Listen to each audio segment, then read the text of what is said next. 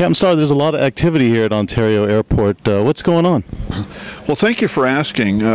Today what we're doing is we're doing our annual MACTAC training exercise, and what this is, the purpose of this exercise is to give our police officers, along with our partners from the Los Angeles Police Department, as well as our civilian security officers, our TSA partners, and our partners from the Los Angeles Fire Department, the ability to react and respond to an active shooter situation at the Los Angeles International Airport.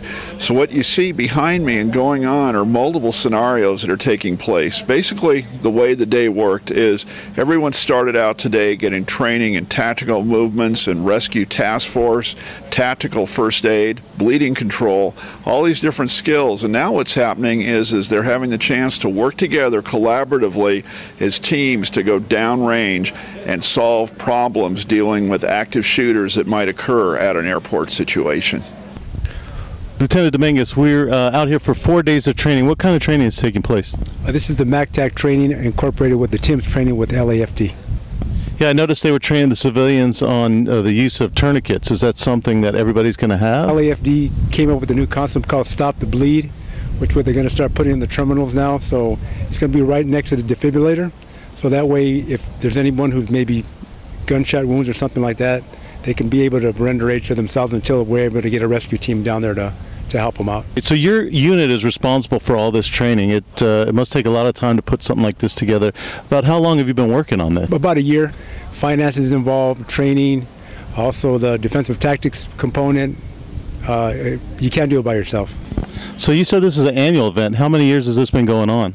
Well, actually, this is our 4th year, and each year we do it. We get better and better. We're also able to adapt lessons learned and information from other situations that may happen from throughout the world. So even though we've done this every year for the last 4 years, it still gives us the opportunity to do it a little bit different every year based on what we're learning from looking at what's happening elsewhere throughout the world. So this really gives us the ability to keep it current and make sure we're giving our police officers, our firefighters, our security officers, and our TSA officers the tools they need to be able to deal with these threats, to be able to stop the threat as appropriate for the police officers, and also be able to assist and provide critical first aid to those that are injured during an actual incident. So now the first time you did this was in 2013. It was right before the November 1st shooting. How do you feel that benefited the actual events that took place on that day?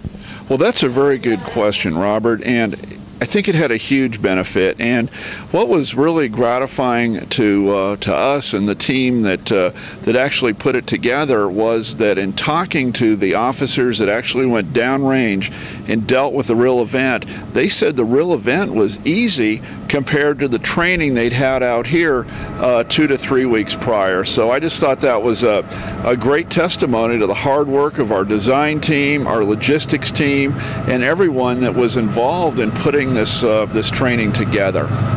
Now this is some realistic type training, and you're doing it at Ontario International, but LAX no longer has control over Ontario. What are we going to do moving forward, sir? Well, absolutely. We were very blessed this year that through our partnership with the Ontario Airport Authority, we were able to have 1 more year of doing the training here at Ontario. But as you say, we realized that going forward, we're going to have to try something else. So what our plan going forward is, rather than having the large-scale exercise and training like we've had out here the last 4 years, going forward, we're looking at some ways to do more smaller-scale training with smaller groups on a more frequent basis, so our officers are really getting the sets and reps on a regular basis to be able to deal with these kinds of threats. So basically, we'll be replacing large, once-a-year training with more frequent, smaller training events. Well, this is some real great training. We appreciate you leaning forward and getting us all involved in this. Thank you.